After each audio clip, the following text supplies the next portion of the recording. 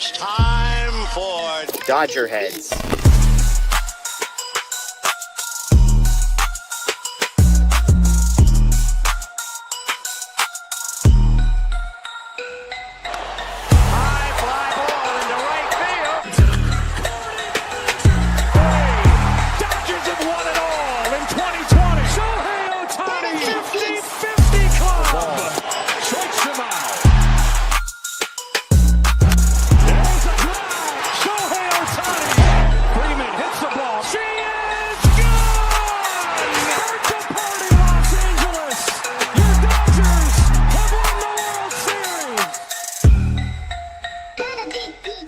What's up, everybody? Welcome into DodgerHeads Live, presented by DodgerBlue.com, part of the Medium Large Sports Network. My name is Jeff Spiegel, joined tonight by Anthony Witrado and Matthew Moreno, hopping in with us to celebrate, to talk about, to discuss a 3-2 Dodgers victory over the San Diego Padres. Clayton Kershaw was awesome. The offense did literally just enough. The bullpen did literally just enough. But the key thing here is the Dodgers win. So, Anthony, vibes up and to the right so far tonight.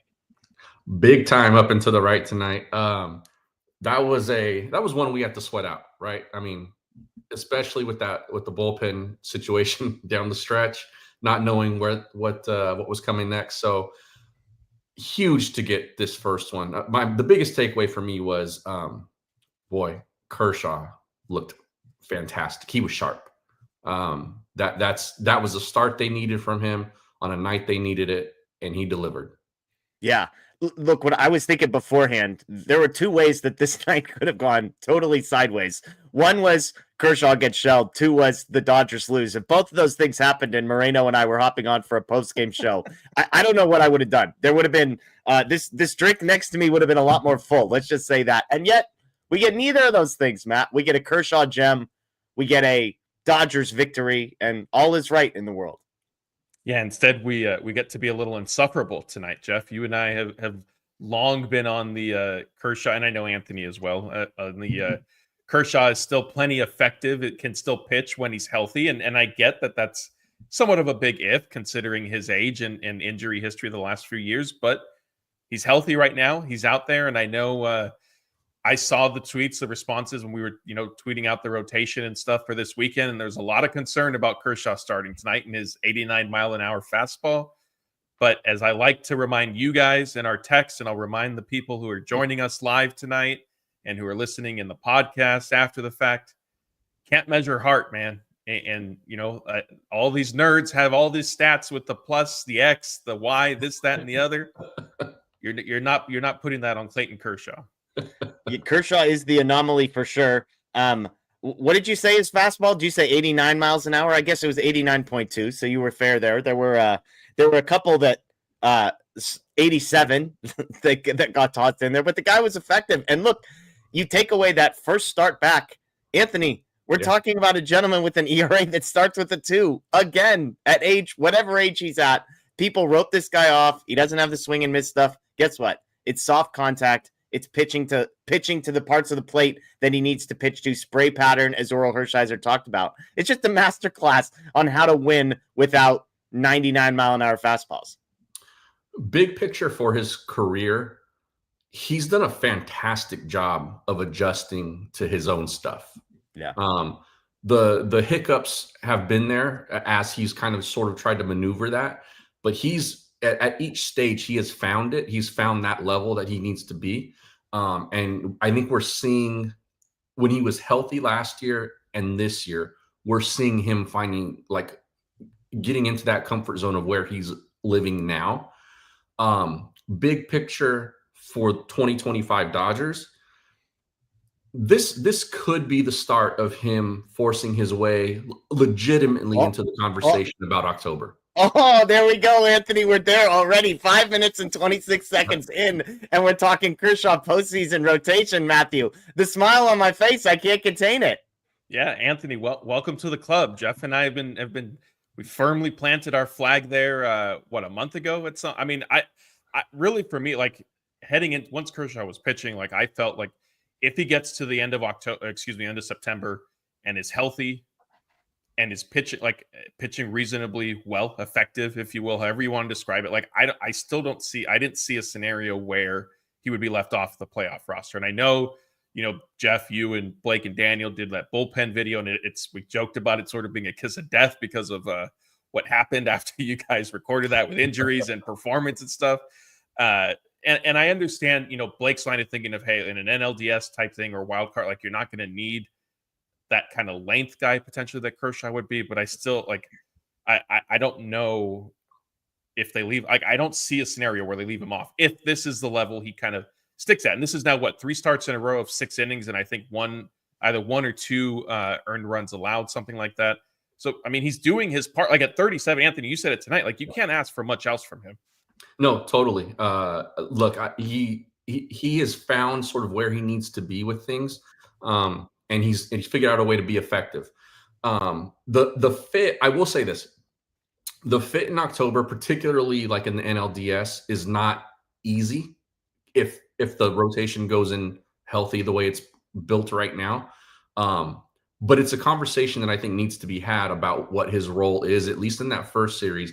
And then I think in a 7-game series, he's your guy that's in there. He's the guy that you add, I think, to the rotation. It's been good enough for long enough at this point where, and he's doing it against good lineups in big spots. Like tonight was sort of a test I was waiting to see. I was excited that he was starting not just in this series, but game 1 of this series. What kind of tone was he going to set? And he went out there and he did it. He knew exactly what the plan was. He knew exactly what his job was, and he executed. It was pretty impressive to watch it. Yeah, 18 innings, 2 earned runs for Clayton Kershaw over his last 3 starts, including tonight, to Matt's point. So, I mean, he continues to be amazing. And I've joked with Greg Bergman multiple times. He says a lot would have to go wrong for Clayton Kershaw to be starting a postseason game, and my response has been the same. Or a lot went right. And so far, a lot is going right for the older gentleman named Clayton Kershaw, who continues to do it so far for the Dodgers and just continues to shove. And in moments when they need it, right? Like, this isn't a postseason game. We know the Dodgers aren't treating this like a postseason game, but to all the doubters, I would say this moment, the slide they're on, they hand the ball to Clayton Kershaw. He gives you 6 innings, 2 hits, 1 earned run. How could you not be pleased with that? Let's get to some of these. We might not have even given up that earned run if he didn't get squeezed early. Totally. There's that. And even look, I don't like to play this game because it is I'm a results guy. Like I give you guys a hard time when you throw this expected data at me and stuff, but like, that home run that he gave up too was like not a cheapie, but it did hit the foul pole. And so it could have potentially been a shutout, a scoreless outing. But anyway, take the 1 run, take the 6 innings. And like we said, you can't ask for much more out of him. Yeah. We got some super chats coming in. Shelly Lawrence, in honor of number 22, the GOAT. I tweeted it. Hey, my goat ain't cooked, folks. My goat ain't cooked, baby. People buried this man. People buried this man. And he just comes out here and he continues to shove. Bacon Tree says Clayton Kershaw, top of the lineup, needs to step up. Nights like this where the bottom of the order carries it will not happen a lot. Trying in fresh for tomorrow, ? I'll just interpret the middle part there, Matt. I think what Bacon Tree is saying, Michael Conforto starting the 2-run rally, I think when he says bottom of the lineup carrying things, is maybe I'm reading things into that. You tell me if I'm wrong here, Matt. Am I misunderstanding this? I'll let that one slide tonight. Okay. It was, I will say this to his point. Conforto and Freeland, two of if you want to talk about two guys who have summarized some struggles over the last 5 or 6 days, I think Freeland was 0 for 17 or 0 for 18 coming into this one. Conforto was 2 for his last 26. To see those guys go single, Anthony, in the bottom of the third, Rojas bunt look, if Manny Machado diving for a bunt and taking it off of his dome is just a beautiful thing to watch. And then Ohtani, RBI ground out, Mookie sack fly. To the point of this super chat, Anthony, the bottom of the lineup did their job for the Dodgers tonight. And it came from guys in Conforto and Freeland that you probably aren't normally expecting it from, but you got to give credit where credit is due. Alex Call walked later in the game, pimped the walk a little bit, but the bottom of the order did their job and scratched together just enough offense. Yeah, they did. Some would say it's about time. And, look, they put together some pretty good at-bats. I thought Freeland's at bat in particular was pretty impressive. I thought he showed some pretty good discipline there. The bunt, I was screaming at the TV to not give up that out in that way. And they got You might as well have been screaming at the gentleman sharing the screen with us, Anthony. That's a big small ball guy right there. Finally, though, a little luck. It feels like finally a little luck goes the Dodgers' way. I don't know what Manny Machado was doing there, but thank God he did it. And then, the super chat mentioned the top of the order that needs to do more. Look, those were two pretty good at bats, I thought, from Ohtani and Betts to drive those runs in. They didn't get hits, but they didn't strike out. And Ohtani's ball, like Ohtani was jogging up the line. There was no way they were going to turn that on him. Yeah. And then Mookie's at bat, he kind of stayed short with the swing and got a ball where he could handle it and knew exactly what he was doing. I mean, this is prototypical classic Mookie Betts as a Dodger, right?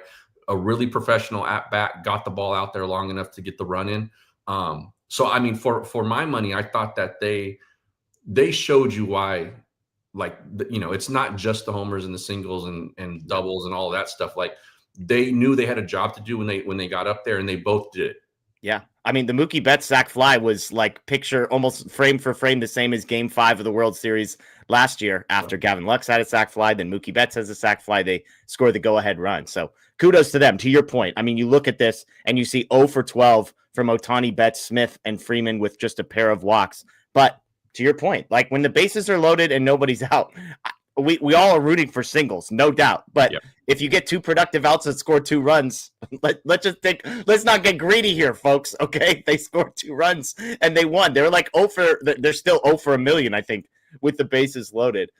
300 says it was so flat in the stadium, and I think it played in the Dodgers' favor. Padres thrive in hostile environments. Oh yeah, Mason Miller is intimidating. The broadcast mentioned this a few times, Matt, about just how Oral in the 9th particularly was like everybody's quiet, sitting still, nobody's hands are moving. What did you make of from afar the vibes in Dodger Stadium? Yeah, I mean, it'll be interesting to hear from Blake, but that certainly was evident, like watching it on TV. And I think honestly, a lot of that stems from just the situation. Like the Dodgers not only are in a 4-game losing streak, but how they've been losing with the bullpen, with this extended rut that they've been in since July 4th. Like, I think there was, as Oral said, like a lot of like anxiousness and nervous energy and sort of anticipating like, okay, when is this going to go wrong? Because we've seen this story, so many other times already recently. But credit, to the guys that got it done. And I know, this wasn't a playoff game, not even per se. It wasn't a playoff game, but I think we did see some different urgency from Dave Roberts as to how he was sort of managing things tonight with his pitching decisions. And I know we'll maybe get into some of that of, trying and just needing one pitch and coming out of the game and stuff like that. But yeah, I mean, I think tomorrow will probably be a little bit more lively because, at this, like getting the first one of a series, whether it's the Padres, whether it's anybody, like it means something, right? That's the one you typically want to get, right? And so now, sure, you obviously don't want to lose the next 2 if you're the Dodgers, but you feel a little bit better having gotten the first one, and maybe there's just less stress throughout the stadium. I saw some people mentioning my mic was a little off, so I tried to tweak a couple things on my end. Hopefully it sounds better. Keep me accountable in the chat, please. But Dave Roberts even said, like we talked about, it's game 1, it's the Padres, yada, yada, yada. But like Dave said, he was managing with more urgency in conversations that he had before the game. And obviously 5 relief pitchers taking down 3 innings. We ended up seeing that to a large degree as well. Let's see. Okay, people say it sounds better. Good to hear. Gabriel with the super chat, and that's all she wrote. Game over. Dodgers win, baby. It was an all-around team effort. Tonight's game ball definitely goes to Clayton Kershaw. Go Dodgers. Real quick, Anthony, any issue for you, Kershaw getting taken out after 6 innings? I believe he was at 76 pitches. With the way the Dodgers bullpen has been struggling, I saw some discourse around whether or not they would have put him back out for the 7th inning. 3, 4, and 5 due up for the Padres. How did you feel Dave Roberts handled that decision? I thought it was the right one. And I thought going into that 6th inning, this is it. Get through this. That line looks very pretty, and get out of here clean. I thought, the people were mentioning the pitch count I saw on social, but for me, I don't think that's so much what it just comes down to for him. I think for a guy like him, there's other factors involved. And aside from the fact that Manny Machado was coming up and he has had some success against Clayton Kershaw. So no, I thought it was the right decision. If he stays in there and hangs something and Manny bangs it out, we might be having a very different conversation at this point. But no, I thought that, and it almost looked like he knew what the game plan was. And when he walked off the mound in the sixth, he was essentially already, you could see the look on his face was like, yes, I went out here and I did my job. So I'm totally fine with that. And look, I think it has to be a very specific kind of situation where like the guy is absolutely just cruising for them to go beyond 6 innings at this point with him. So I expected it and I was fine with it. I will say, I'll add really quick. I think considering what his pitch count was at, if the Dodgers were winning like 5-1, I think you would make it's batter by batter. Like, okay, you got through the 6. How are you feeling? Like, can you start the 7th? And then we go from there. I think a lot of that too was on the offense. And yes, Anthony, to your point, like if Kershaw makes a mistake and it becomes a completely different conversation, a completely different start, potentially different outcome, and it just changes the game altogether. But I think if the offense, and I think that applies to your broader point too, of like, if there is a comfortable lead, because Dave did say this when they were when we were in Anaheim, that considering how the bullpen is, both like results and injuries, like, yeah, he might need to lean on the starters and push them for an extra inning here or there. Ohtani's not going to be one of them. Like he did mention him. I think Kershaw probably isn't going to be one of them just because his age and stuff. I was going to say it's the other 4 guys that I think. The other guy, like the Glass now is the Snell. Like, yeah, those guys will definitely, if there's an opportunity there. But I do think tonight that because of Kershaw's relative efficiency, like if they're winning 5-1, I think maybe you're going batter by batter. Look, nobody is higher and more confident in Clayton Kershaw. And when he gave up a single to lead off the 6th inning, nobody was more stressed about what that final line. Your boy wrote down his 5-inning line just in case we needed to circle back to how awesome he was in the first 5 innings. But my guy got through 6, and we'll leave it at that. Shout out to our guy, Bruce Kuntz, by the way, who's in the chat joining us tonight. Shout out to everyone, over 1,800 people on Facebook, on YouTube, on Twitter. We appreciate all of you for hopping in with us to celebrate a Dodgers victory. I see some people saying it's Friday. What are we doing? This isn't Thursday. It's not Sunday. Look, game 1 of the Padres, Clayton Kershaw. Some of us still celebrate Clayton Kershaw Day over here. Okay. And against the Padres, we celebrated especially. So we're in here on a Friday night. And to be fair, we planned this before we knew the outcome of the game. So as some people said, we might just like pain and we might like torturing ourselves. It was going to be Matt and I. Kudos to my guy, Anthony, who said yes to this show. If I was Anthony, I'm waiting until the 9th, till that final out and saying, oh, by the way, do you need a third for a little bit? I'll hop in now that they won. Our guy was willing to be here, win or lose. So shout out to Anthony. That's a brave man. That's a company man who's doing it for the people. I did get nervous about the decision when I saw Diaz coming in for the 9th. Buddy, we're going to get there. We're going to get there, and I have some thoughts. Cesar says, Matthew Moreno is a great analyst, and Jeff and Ant.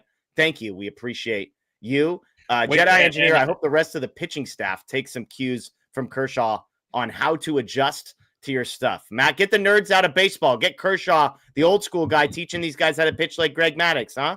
I mean, should he just become like a third assistant pitching coach on the staff at this point while he's also still serving as the ace of the rotation? I mean, it's, we've seen it in other sports, a player manager type thing back in the day. So maybe he could do something similar.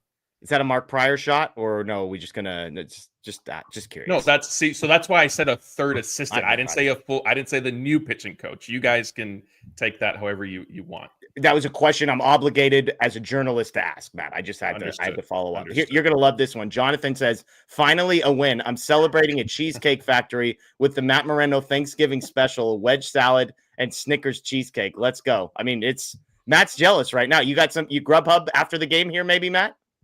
Honestly, I might have to think about it. There's a cheesecake that's not too far from me. And I'm going to have to look up after we hop off. I'm going to have to see what their hours are on Friday night. And I will say, here's a nice way for me to bring people into what we've been discussing as a staff the last few days.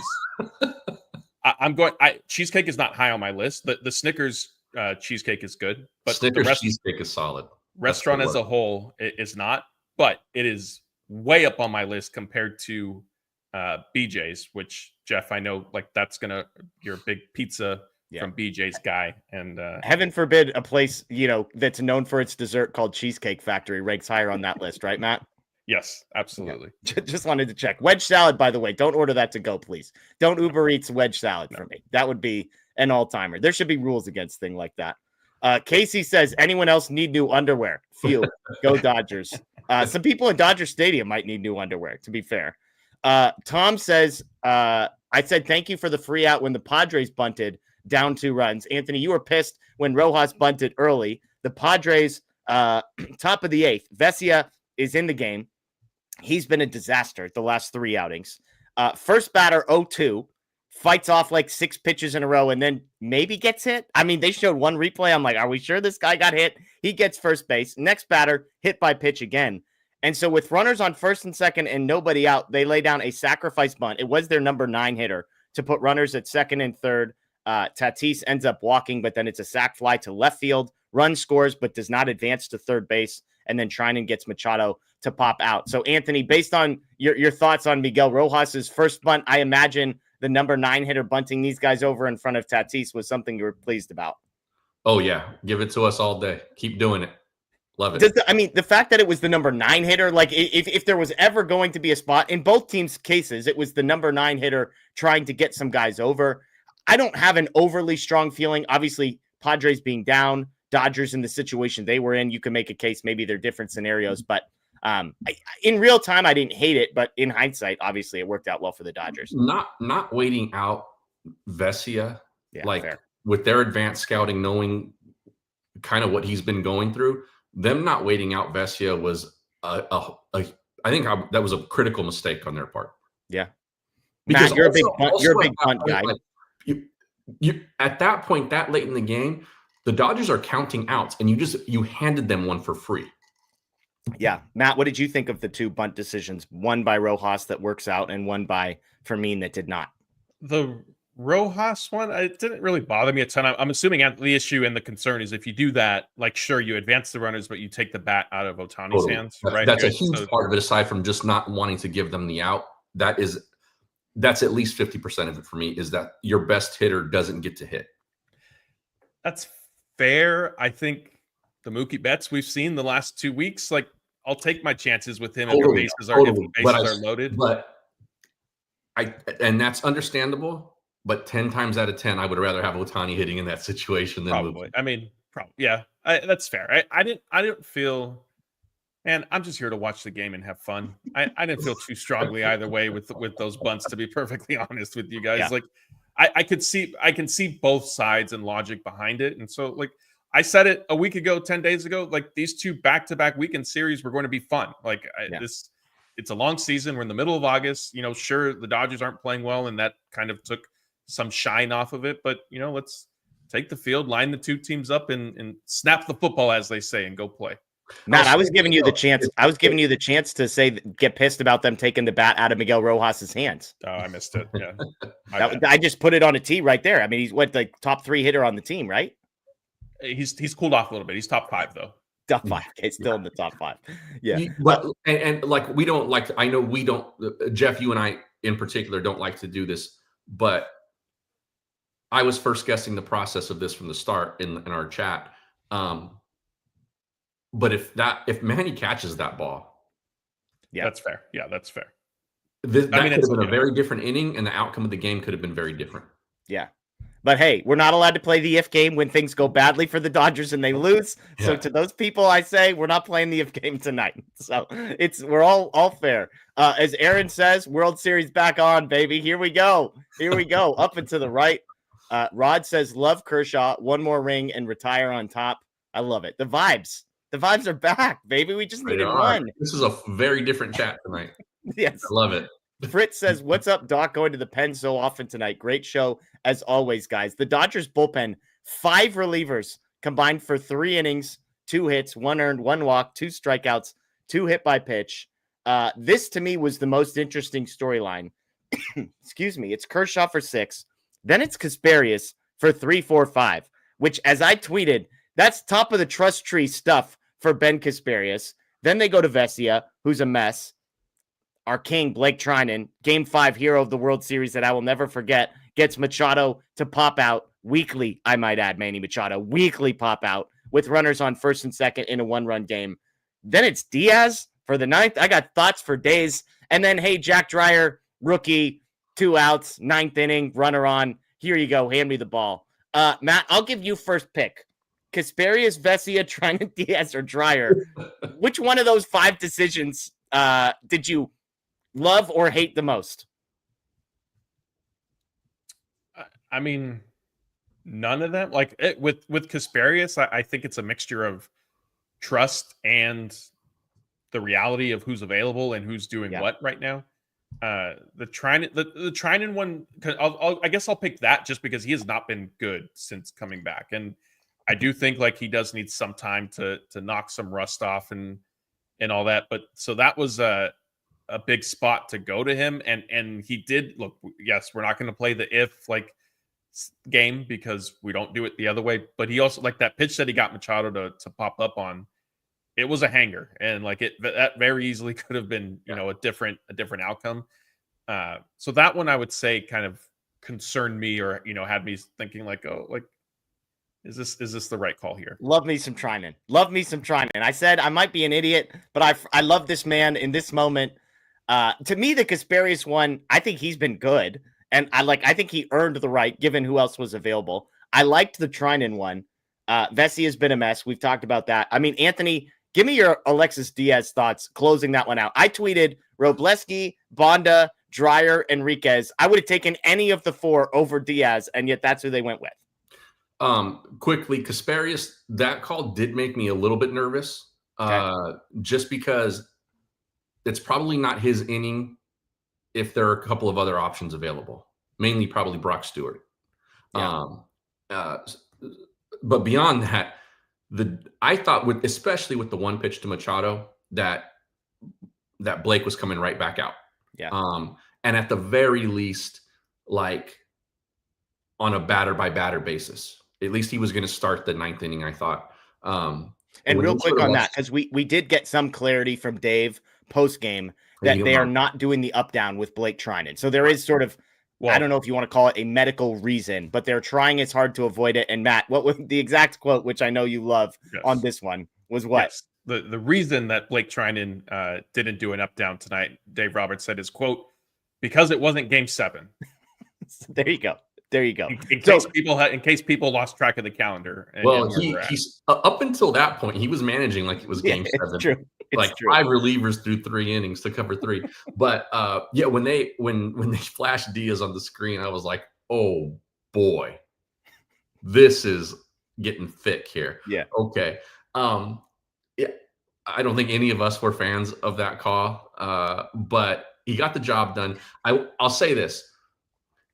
Jeff, you pointed this out in our chat, but the low 90s fastballs, middle, it's crazy, are very nerve-wracking. Now there are scouting reports that say like his extension is very good and like it doesn't play that way to a hitter, but still you see 92 middle against guys who can swing it a little bit and you get nervous. With that said, that slider is really, really dirty. When he's got it going, you can see why that guy has been effective in the past because there's remnants there. There's flashes of that brilliance. That pitch is dirty. Like, no, guys are totally fooled and they're not even close to touching it. So, with all of that said, like, he does have some stuff that plays up. I will give him that, but still, that's not a guy I want to see closing out games right now. It felt like old school baseball where it's like, no, but this guy's been a closer before everybody. Like this is late 90s stuff. And he may have said it anyway, but I thought, having listened to Dave for years, if that went badly, he was going to say, well, he's got closing experience. We liked him out there in that situation. Like I could type it right now in a quote for a story. But it worked out. And he did throw a couple of really filthy pitches in that inning. Yeah, it was a mix, to your point, of the 2 sliders that he got strikeouts on were like 10 out of 10 pitches. And there was a 92 and a 93 that was just absolutely down the pipe. Like Enriquez throws 103 and gives up the 2-run single to blow the game. And Diaz throws 92 right down the middle and it just gets fouled back. Crazy stuff. And then, I got to give Dave credit because then he goes to Jack Dreyer, who's the rookie, who's been fantastic. Why the Padres brought in a lefty is beyond me, but they bring in a lefty. Dreyer gets the call, and Dreyer gets the final out. I mentioned this gentleman was in the chat. Well, he's now in the studio with us. Shout out to Bruce Kuntz hopping in with us on a Friday night as well. Bruce, I asked Matt this question: Kasperius, Vesia, Treinen, Diaz, or Dreyer? Was there one of those decisions that you particularly loved or particularly hated? Not really, because I think it was all, like Matthew kind of touched on it, it was rolling with the punches of what's the best that you can do. It helps me to know that hearing that quote from Roberts that they don't want to do up downs with Treinen, because that one confused me a bit in the moment to not send him back out there after he threw one pitch. But with that explanation being had, that was really the only thing I was questioning. I liked not in a vacuum, but with the circumstances given, I thought going to Diaz was fine because he's got the experience as a closer. I thought the slider looked a lot better than it has through, the first couple Dodger outings tonight. And I thought he threw the ball well. So going to Dreyer, I also thought was good to face O'Hearn, regardless of, rookie anything. I think Dreyer has shown that he's got the composure to pitch in that spot. So I thought that with how tough the Dodger bullpen management situation is, I thought tonight was kind of just not only how it had to go, but also the best way to navigate it. I know I wasn't. Oh, go ahead, Matt. Real quick, Jeff, we glossed over it because we were laughing about Dave Roberts saying that it's not a game 7. But the other layer to Treinen only throwing one pitch tonight, not going back out there, is that he should be available now tomorrow night. So that factored into their decision making as well. I was going to say, I know I wasn't the only one when Dreyer bounced his first pitch that was a little bit nervous about how the rest of that was going to go, but then he lands a slider and ends up getting the job done. Matt, I want to ask you real quick about Alex Vesia. This guy, he and Dreyer have they have been the two most valuable pitchers for the Dodgers the entirety of this season out of the bullpen. And Vesia, this is 4 consecutive outings now where he has been a mess. I wrote down before he fell apart that 7th inning when he was warming up as the Dodgers were hitting, that was a long half of an inning with Teo's home run, a pitching change, and then a number of guys reaching base and whatever. That's not an excuse entirely, but I literally wrote in my notes, like, man, if this goes sideways, like it was sort of a bizarre spot. But from your perspective, Matt, what do the Dodgers do with Alex Vesia now? He's been at the top of the trust tree, and now you could make a case he belongs at the bottom. I mean, you sort of see if Dreyer and Banda can handle some of those leverage situations. I think maybe obviously I don't know if they'd run Dreyer back out there for back-to-back. I mean, maybe if the right matchup, maybe if it was just for a batter or two.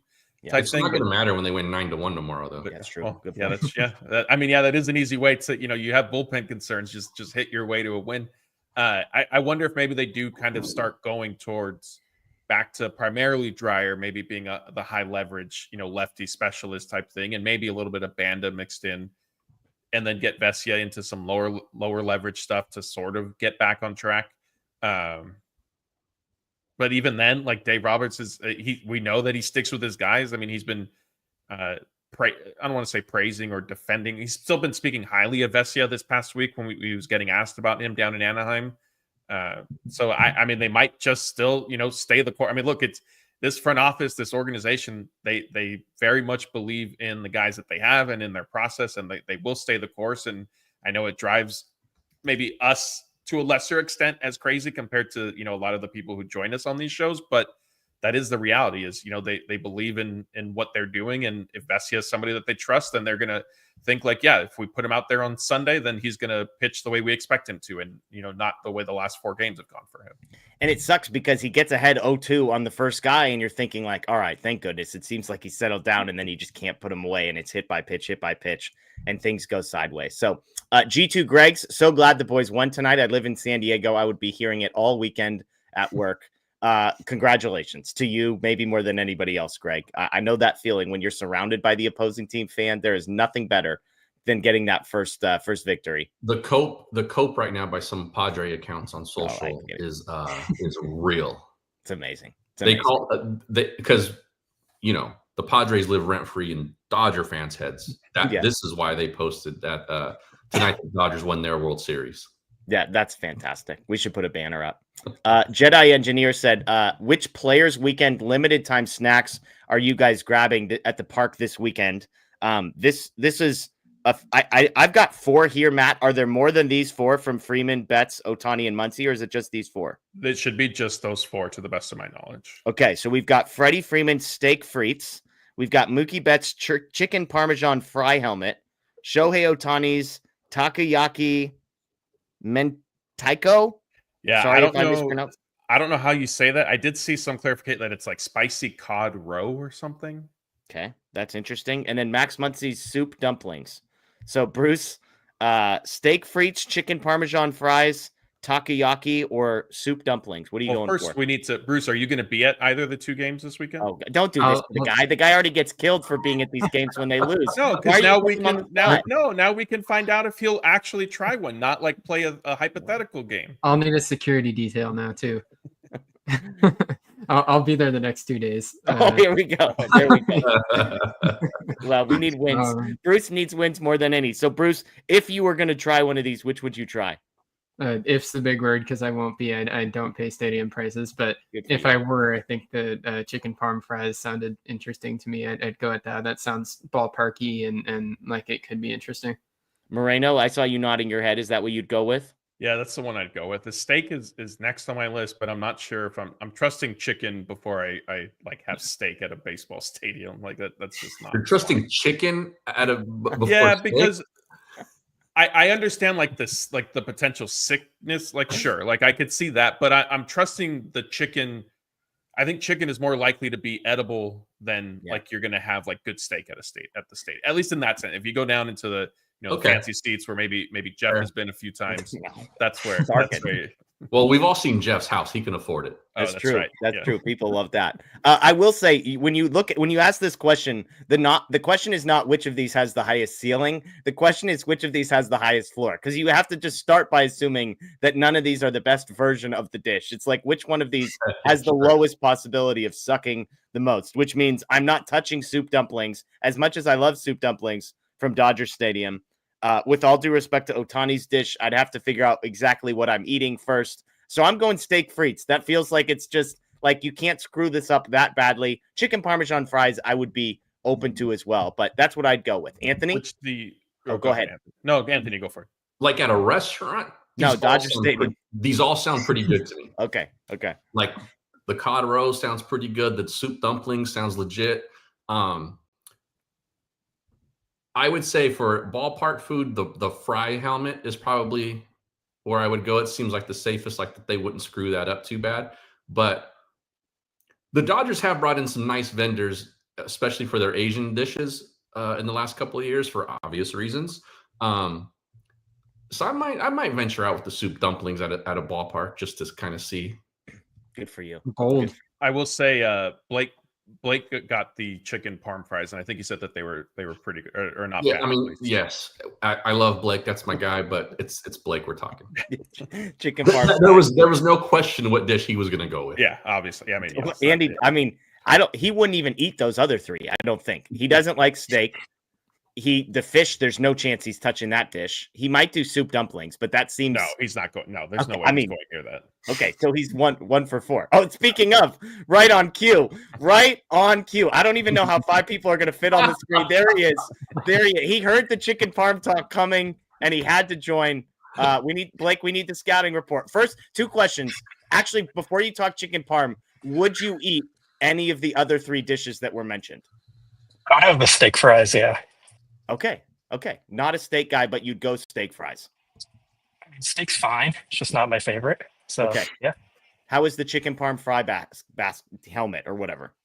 On the Dodger Stadium scale, they were like an 8.5 out of 10. Okay. So, fine, I guess, but I wouldn't call them great. Okay. Well, you're at the stadium, obviously covering the game, Blake. So one of the questions we got earlier was just like the vibes in the stadium seemed light. So how was it being there? What did it feel like in the stadium as the game progressed and then in the 9th inning? Kind of felt like the same as always here. I mean, I think fans know that it's a big series, so they got hyped up at times, but a lot of times Dodger Stadium's more of an experience than like a actual place to go watch a baseball game. So sometimes the baseball part gets kind of lost. Well, the rally flags were out tonight. That's when, as Blake tweeted from me, that's when you know it's a big game. Blake, what was the stadium sound? The speakers, were they at playoff level tonight? Aren't they always? I feel like, I mean, yes, but I feel like for when the Yankees have been here, the Padres, like they tend to get a little bit louder. I mean, I don't think so. I think they're just kind of as loud as always. Not great, but yeah. I got shocked in Anaheim. Sorry, Jeff, but when I was down for the Dodger Angels series, I couldn't hear anything on the PA because Dodger Stadium is so loud that going down there and not having it feel like it's rattling my rib cage, I couldn't tell anything that was being said. It was weird to you? Yeah. Blake, my favorite question I've asked these guys is which relief pitcher decision they either loved or hated the most. Of the 5 guys Dave went to, was there one you were particularly fond or disgusted by? No, felt like standard Dave operating procedure today. I mean, they don't have a ton of options, so can't be too mad either way with what they're doing. Yeah. Okay. The people like the facial hair situation, by the way, Blake. There's lots of chatter going on with the clean shave version. So there you go. Yeah, well, I'm going to head out now. I just wanted to jump in because I heard the chicken slander and I felt left out that everyone else was on here. So Good. I'm uploading all the videos and everything from tonight. Thanks, we Blake. appreciate it, Blake. Keep up the hard work. Thanks for popping in. David with another super chat. Does Freeland's defense make up for his minus 200 average? I think like roughly 200 average. I could go one of two ways. I'm going to go Bruce here first, though. Bruce, does his defense make up for his offense? His defense makes up for it, and his offense also won't be that low for very long. I'm surprised we're still waiting on his first extra base hit. That's not going to be the case for very long either. So I think that his at-bats, for the most part, have looked pretty composed. He took a couple of called third strikes tonight that you want to see a little bit more aggression when you get deep in counts like that. But he's patient, and he hasn't lost that part. So I think that he looks composed at the plate, and I'm just waiting for the offensive numbers to catch up to the look, and I think that'll happen. Anthony, is there an unofficial rule about swinging at a 3-0 pitch and then staring at a strike 3 pitch in the exact same at bat? It feels like both of those, if your name is Alex Freeland, are unacceptable. Yeah, seriously. God, that's getting old quick. Yeah. To answer the question that you asked, Bruce, I do think he's better than this. The one, and I know like some of the underlying numbers aren't very positive for him so far, but I do like his approach. I think that's what's impressed me most offensively is that, I mostly only see highlights. At least I have only seen highlights from when he was coming up.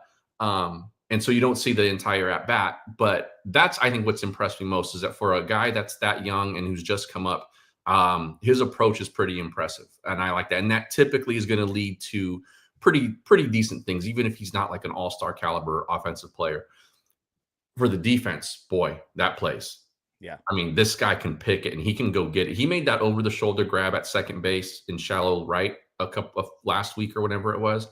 That's a really difficult play. If people haven't played the infield before, that ball is not easy to go get. And he went and got it and made it look nice. And then the 2 plays he made tonight at third were really, really nice. So he's the kind of infielder that I think kind of gets me going. Like I like when the ball gets hit to him. There's some other good defensive players on this roster. Rojas, Kim is good. Even Mookie's been pretty good. But I'm a fan of when they hit balls at Freeland right now because he can go get it. I just want to warn you, Anthony, everything you just said about Freeland's offensive game, that sounds a lot like early onset Michael Conforto fanism. And I'm identifying it in you. And I just want to warn you that you go down that road too far. If I like his approach and I know all the numbers, but I like the approach, I'm just from experience, I'm just trying to help a brother out. 2 things. And that's fair. And I appreciate it. Just, this is why me and you are boys. This is why we're the Tuesday and Sunday night crew. 2 things. Conforto's approach never looked quite like this. And 2, Conforto, no one has ever said about Michael Conforto, I hope the ball gets hit at him. I'm just talking offense. Just talking offense here. I'm just saying likes the approach, some underlying numbers. I heard a bunch of buzzwords that I'm like, it's what you Google that in WebMD and it's a picture of Michael Conforto where the dog usually is inside of somebody's heart. So I'm just just be careful out there. Be careful out there. Carolina says, love you guys. Blue at first base, blew the check swing call. Ump behind the plate stunk. Is it me or have Blues been atrocious as of late? Do better. I mean, robot umps tomorrow, right, Matt? Look, I've said that the umpiring this season has made it harder and harder for me to continue to stand by the human element. I still would prefer that there is more accountability and like clarity on the accountability with them before we went full-blown robot. But I will say, like, seeing the ABS in spring training, like, it was fine. It wasn't too invasive or anything, or too radical for me, and I don't need to go yell at any clouds anytime soon. So it's fine. Like, yeah, bring on ABS. Of course, there's always going to be a reason. Bring on ABS. Like, it'll be fine. I'll be okay. I'll live. Yeah, exactly. My guy Kershaw getting squeezed, and then the check swing down at first base, where I can't be having that. You can't put that in my life. So David says this is one of the best nights ever on Dodger Heads. 5 guys. Matt, you would know. Like, have we done 6? Did we do, like, after a World Series? I mean, we probably have had 6 people on the same show, but I don't know if we've ever gotten to 6 at one time. Yeah, I don't think so. I don't even know if we've ever done 5 at one time. That might have. I don't remember seeing us like that small. Like, after Game 5 last year, it was just 4 max. Even though that's what I thought. Yeah, I think we were rotating it because I wasn't on it first. I was doing like post game videos. Blake was obviously in the clubhouse sneaking bottles of champagne and having his first sip. I'm just kidding. Like which about which part? Well, all of it, just in case, I don't want MLB to come, as I'm sure the MLB league office is tuned in to this show right now, but in all seriousness, I don't think we had 5 people on it at one time. So that was certainly a first. I wouldn't have guessed that, the middle of August is when we would have done it, but hey, circumstances call for it. Then here we are. Yeah, I'm going to be honest. When I clicked add to studio for Blake, I had literally no idea what was about to happen on the screen. I was like, I don't know. Maybe one of us is going to be massive. Maybe they're just going to choose which one they like the least. AI, ChatGPT 4.0, who knows? So Laura wants to know prediction for tomorrow's game, Snellzilla versus Cease. Bruce, by all accounts on paper, this is a good matchup. Cease is a guy the Dodgers have actually performed well against. And obviously Blake Snell, when he's right, one of the best pitchers in baseball. So how are you feeling about tomorrow's game, Bruce? Yeah, I'm feeling about a 60% chance, right? Yeah. 65, somewhere in there of there's never going to be an easy game against the Padres. I don't think there's ever going to be an easy game against Dylan Cease either, regardless of what the numbers have said. That guy's very good, but I think Blake Snell's looked good the last couple times out. Coming off a game like tonight really helps to have won tonight and have that feel going into tomorrow of we kind of talked about it yesterday, Jeff, but having the Dodgers kind of feel like they're back in control, right? Feel like this is the, dynasty Dodgers. The Padres are still the team down south that are coming in and trying to change things, right? It doesn't feel like that the Dodgers are on a downslide anymore. So going into tomorrow, it can feel much more like business as usual. Yeah. Anthony, what about you? I'm about the same as Bruce. I would say 65%. I like Snell in these kinds of situations. He's a dog. There was talk during the off day on a lot of shows about how like the Padres and Manny Machado in particular like really thrive off of sort of hostile environments or these kinds of like tight situations. Snell is that kind of guy. I like him in these sort of pressure rivalry type of scenarios. I think he shoves tomorrow. Yeah, there you go. By the way, Bruce, the odds on this game, -132. The Dodgers, which is like a 58% implied probability. So there you go. You say 60%. Vegas says 58%. Matt, you feeling good about this? Or are you going to do your whole like, well, we can't all pick the Dodgers here. We can't all be positive. So I'm not picking the Padres. Are we doing this thing or where are we going? Well, first, I was told there would be no math tonight. That's one.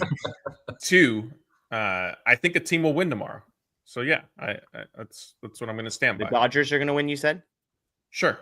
Okay. Sure. I mean, sure is a yes. That's what Will Smith said about the janitor. We all know what that means. So there we go. Gosh. 300 wants to know, are the Brewers peaking too soon? Anthony, this is your world. So I got to come to you. 13 in a row from the Brewers. As we all know, winning 13 in a row in the middle of August is actually truly a bad thing in Major League Baseball, right? I asked this exact question to one of their beat guys yesterday.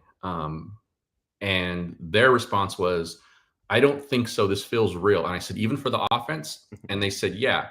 And I said, how about don't give me what their records are against the current playoff field for games that happened in June and July? Like, what does this look like to you?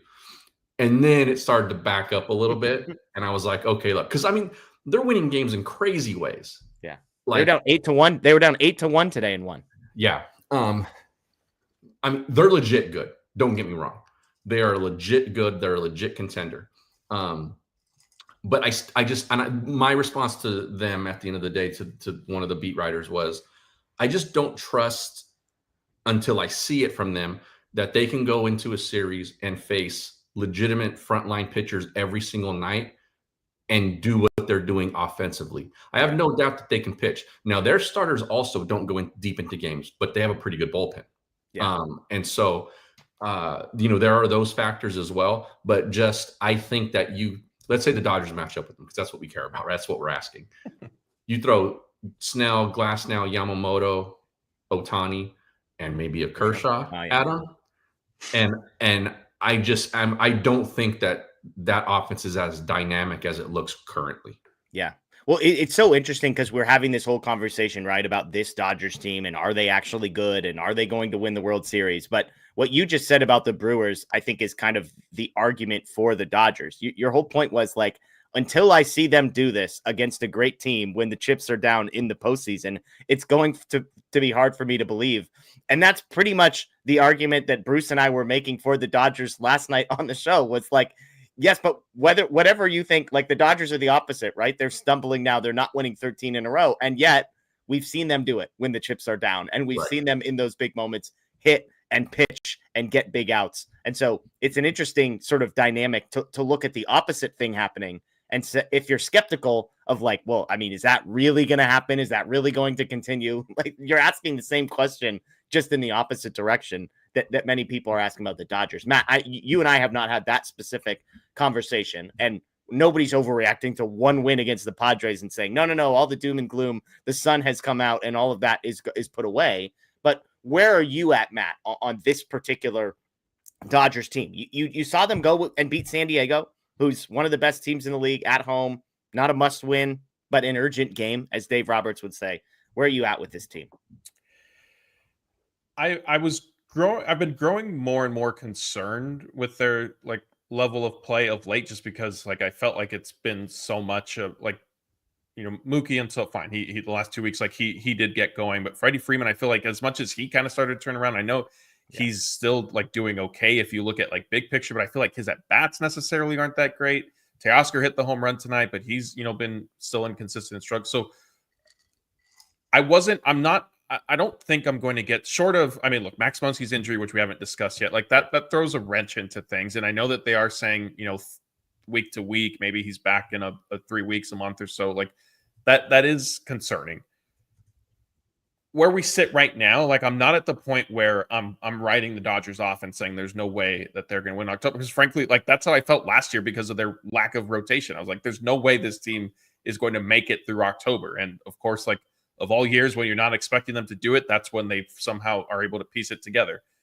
And the reality is, Shohei Ohtani, Mookie Betts, Freddie Freeman, if they put together one good month, if two of those three put together a good month, and the other guys kind of, get closer to some of their career averages, like, it changes the complexion and the feeling of everything. And I know that Tanner Scott and Kirby Yates and Michael Kopech aren't popular names, but, they are going to come back. And if they just don't pitch as poorly as they have, they are going to be additive to the bullpen. And so things sort of stabilize. So, like, can they still win a World Series? Yes. Like, would I feel comfortable picking them to do it? Not necessarily, but I think that you could say that about every team. Like, I think you could go to Brewers fans, like, as much as they're riding high right now with their 13-game winning streak. Like, if you ask them, do you guys, like, comfortably feel like are willing to predict or pick that the Brewers win the World Series? Like, I don't know how many of them you would find that would say yes. But with all of this, though, that was a good super chat, and I do have to segue. If you can kick this question around to Bruce if you want, but then come back to me because I have a question for Anthony. Okay. Well, I was. You go for it, because let's talk Muncy next, but you go first. Let's do it. Anthony, when you and I text you, so kind of weren't you and I were on the power of the pocket pancakes. Now are 13-0. Oh, yes. I know how much you love that. The question that I meant to ask you that I forgot when we were hosting, I don't know when it was, a week ago, whatever it was.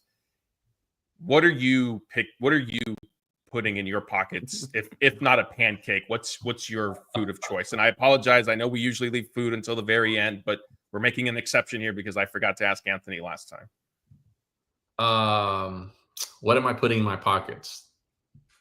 It's going to be like probably candy of some sort. But can't be a bag. It's got to go just straight raw into the pocket. Yeah, it's got to be like, because like pizza, like.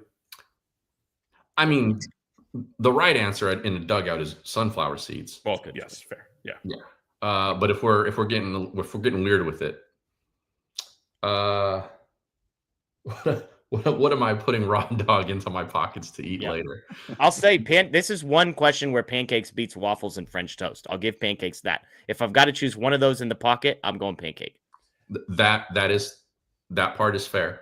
I might have to go like a Napoleon Dynamite and say like French fries, tater tots kind of situation. Yeah. It's a good choice. I like that. Okay, back to baseball. Matt, you mentioned Max Muncy to the injured list with an oblique injury. Bruce, you and I were on last night. At the time, we were told it was not muscular, that it didn't feel like what it used to feel like, and that unlikely to be an oblique injury. And then we woke up today, and he's on the injured list with an oblique injury. But don't worry, everybody. Don't worry. Very different than the last time. He's going to be back by the end of the season. That's what we're being told. Again, if you choose to believe these things. Bruce, this feels like a really big deal because we've talked a lot over the last 3 weeks about how critical Max Muncy is offensively to this lineup. And now we're facing at least a couple week absence of Max Muncy. It's a huge deal because Max Muncy being out of this lineup at any time is really going to be impactful. And this oblique that raises all the red flags for me. And is he going to be back this year? And I know that they said that they believe he will be, but I'm not even normally one of the guys to say that everything out of Dave Roberts' mouth regarding injuries is a lie. I don't really think that way, but we've already seen it with Muncy in the past. You see it with oblique injuries all the time, that these are the exact kind of injuries that just nag on and they don't heal on a timeline that you expect them to, or they do, but it's like very unpredictable. And the last time Muncy went down with the oblique injury that they say was a little worse than this, but it's still oblique, he wound up way longer than we expected him to be out. So this is very concerning for me. I'm kind of in a place of just hoping that he's back by the playoffs, and I'm not going to believe anything that's said until I see him back. But I was already in that place when he hurt his knee, and then he was back super fast. So I don't know. It's concerning. I'm not ready to throw in the towel and assume he's gone the whole year, but I'm certainly worried about it. Yeah. Matt, you're our expert in speaking Dave Roberts. How do you interpret the comments he made today about Max Muncy's injury? I mean, I think it's more I don't want to call it wishful thinking because I feel like that can be a little demeaning, but I think it is more of like being hopeful that it will be, week to week. It's not as bad. I mean, I don't think he's lying. Like, I'm assuming that like an MRI did reveal like a grade 1 strain. I don't think that they would get the severity in that sense wrong. Like maybe he would say, oh, it's kind of mild. I don't know if they would label it grade 1, grade 2, where like that stuff is kind of like easy to sort of track. That being said, I think an oblique injury is an oblique injury. Like the concern here is you can't rush him back too quickly, because if you do and he aggravates it, then you're probably losing him for the rest of the year, short of like maybe if the Dodgers reach the World Series and enough time has passed, depending on when that aggravation would have happened. The biggest thing, honestly, if we learned anything from last year, I hope Muncy was at the chiropractor already getting work done so that we can avoid a repeat of, 6 weeks of not knowing what's going on and can't get past, swinging a bat and this and that. So, I mean, it's concerning. But, you just, I guess, hope that it is genuinely, something that's on the more mild side this time. Yeah, absolutely. Our guy Scott is in the chat, and Kershaw is in my playoff rotation, Jeff, was a real thing that Scott Gehrman just posted. So, I mean, there you go. It's all coming full circle here. So shout out to you, Scott. Again, I mean, I'm the biggest Kershaw guy here. I'm not there yet. Like, he's still 5th in a 4-man competition, but he's on the roster, no doubt, as we've been talking about. So there we go. LLM with the super chat. Let's not act like this offense is all good. They still can't hit with the bases loaded. They can't hit against bums like Matsui and Vasquez. I mean, guys, they won.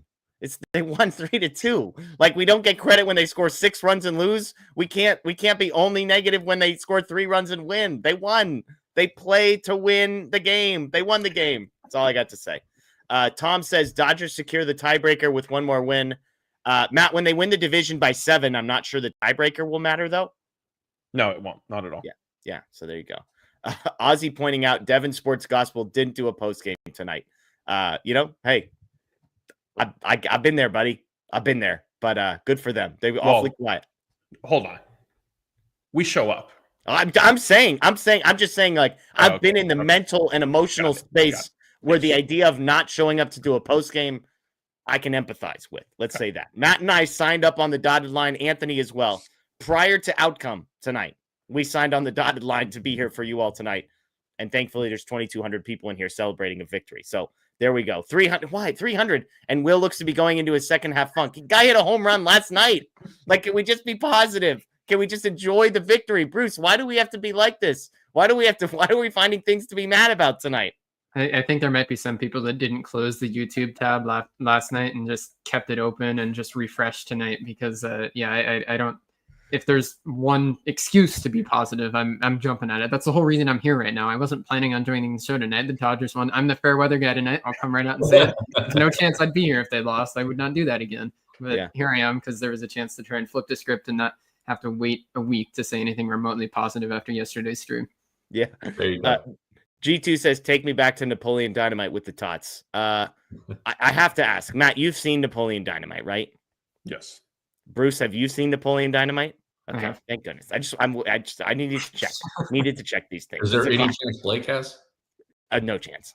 He's in the chat. Blake, respond if you've seen Napoleon Respond Dynamite. if you've seen it and like give us quote us a line or something like that. Jedi engineers on the same page as you, Matt. Have they checked that Muncy's ribs are all in the right place? We're going to get on that. Or they're going to check his eyesight again, too, just to be safe while they're there. Ram Lake Jers says, Kershaw 3 ERA has gone 6 innings in 6 of his last 9 starts. What's his role in the postseason? I'm still on souped up Brunt Honeywell, if pending health of the 4 guys in front of him. Matt, what's Kershaw's role in the postseason if the status quo remains? Yeah, I mean, I could see that type of thing. A long man on the bullpen, kind of. Hey, this game got out of hand. Sort of. I don't know if they're getting crushed. I don't know if they would do that to Kershaw. Say, hey, go mop this game up. I just don't know what the value is in that role for him. Well, they need some. It's the value is they need somebody to do it, right? But then why not on the roster if you're talking about mop up situations, why risk him in that role for that? Like, just get somebody who. This is the final ride. For lack of a better way to say it, you don't care if he gets hurt or whatever. Correct. If that's the role, then throw him in that role in, let's say, a 5-game series. In a 7-game series, he's a starter. And I'd be worried too. Like, you cannot put a guy in your postseason roster that you're not willing to at least consider pitching in a big spot. And so I'm going to be hated for this, but I really don't think that it's an impossible world for me to envision that Kershaw's not on the postseason roster. Because for me, if he's not in the starting rotation, I don't see a spot. I think that if we're talking about the souped up Brent Honeywell, I think Justin Robleski fits that spot a lot better. And if you get deep in a game and you need to turn to Robo for a couple of batters or something, I think you can do that. You're not going to do that with Kershaw. So I think you're limiting your options by putting Kershaw there. And I just don't think there's any guarantee that he shifts to that role and that it all goes smoothly. I think the way that Kershaw makes a postseason roster is if he's a starter, and I just don't see it as likely that they try and mop up a postseason roster spot that's so valuable with a guy who's purely long relief, and that's it. I'm putting the 100 who invited Bruce? Yeah, not me. I mean, geez Louise, we're crapping on Kershaw on Kershaw night. No, that's not what that is. It's purely a fit thing. It's a fit thing. I'll say this. One is this is the last ride. I'm not worried about his health in the NLDS and the NLCS. The man is going out on his sword one way or the other. And look, yes, if push came to shove and Kershaw's the last arm in the bullpen, and that means things got weird. And if things get weird, give me Clayton freaking Kershaw taking the ball for however long is left. But if his roles come in when they're losing 9-1 in the 6th inning, what value is that for him to be on the roster at all at that point? Well, if it's me, I would rather be on the roster, right? Like, if the stupid example for me is when I was a junior in high school, they were like, do you want to play varsity and sit on the bench and not be a participant? Or do you want to be on GV and start the whole time? And I'm like, varsity on the bench. Like, I want to be in the game on the big field, whether I'm playing or contributing or not. Like, I just can't imagine a world where Clayton Kershaw would rather not be on the roster. If you put Kershaw in that role, he's not going to retire. And not only is he not going to retire, he's going to go sign in Texas next year. No way. 0% chance any of that's true. I mean, I agree. I'm talking head here, but that's a completely ridiculous role for him to be in if you actually value that he's good. The reason why you're saying that this is potentially a possibility is because he's been good. Now, if you're going to say you've been so good, you're the mop-up guy. That just doesn't make sense. So when you have Snell, Glasnow, Yamamoto, and Ohtani as your 4 starting pitchers, I understand that, which is why I'm saying he might not be on the roster in the NLDS, but he's on it for a 7-game series. That's my thing with it, because then you could slot him in as a rotation piece. Here, I'm gonna this is what's gonna end up happening, guys. So don't worry, I figured it out. I figured it out.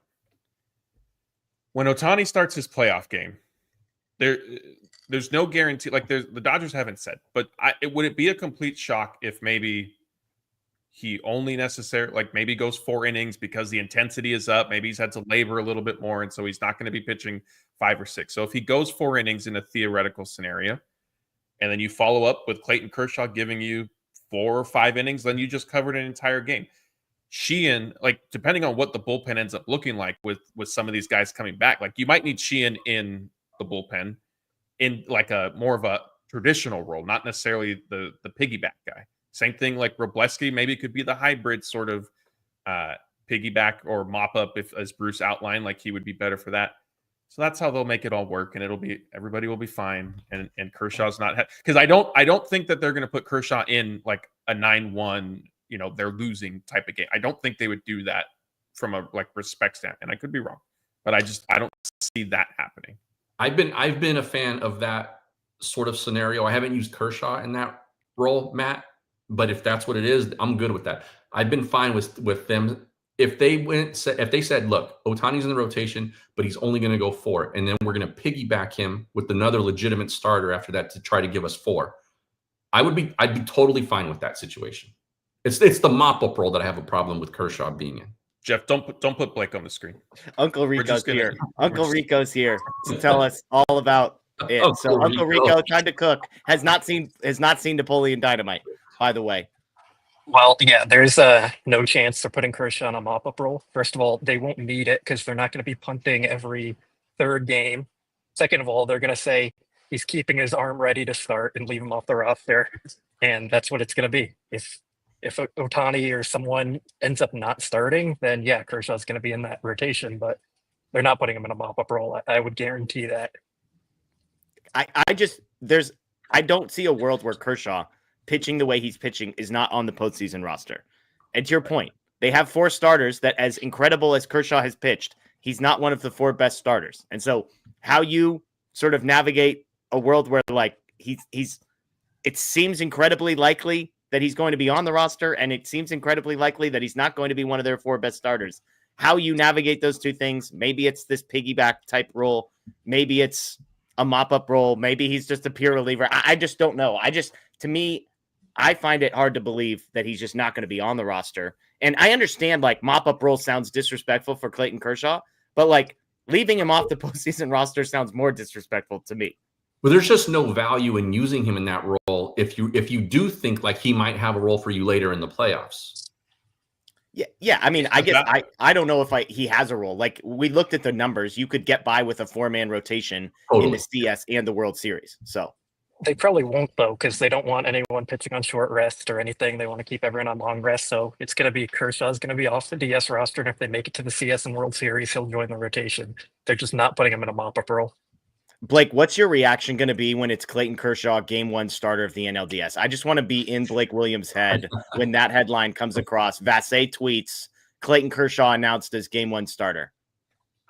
We've already seen that recently. Not a huge fan of it. I wouldn't mind if he's in the rotation, because I know we're all predicting like everyone stays healthy. The reality is probably not going to happen. So we're discussing all this, and he's probably going to end up in the rotation. It's like the number 4 anyway. So love it. Cool. So Jeff, as you like to say, we landed the plane.